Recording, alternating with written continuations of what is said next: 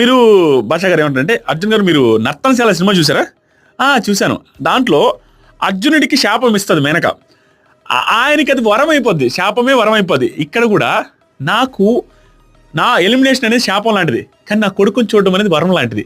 So ఈ శాపమే వరంలాగా మారింది అనేది స్పాంటేనియస్గా చెప్పిన విధానం టూ గుడ్ అంతే. ఆ తర్వాత అర్జున్ బాబు పుట్టాడు అనే హ్యాపీనెస్, ఇది కూడా చెప్పాడు ఆయన. బాబు పుట్టాడు అనే హ్యాపీనెస్ ఇంతుంటే ఎలిమినేషన్ అనే హ్యాపీనెస్ బాధ ఇంతుంది అంతే. సో దాన్ని ఢీ కొట్టలేదు, స్టిల్ హ్యాపీగా ఉన్నాను అనే సెన్స్లో చెప్పాడు.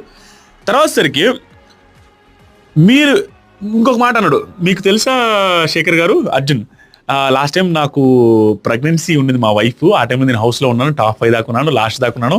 ఆ తర్వాత వచ్చిన తర్వాత 1 monthకి డెలివరీ అయింది మా వైఫ్ అని చెప్పగానే, వారే స్వామి దండం అబ్బా మీకు, ఎలా ఉన్నారు స్వామి ఆ హౌస్లో, మామూలు పేషెంట్స్ ఉండకూడదు.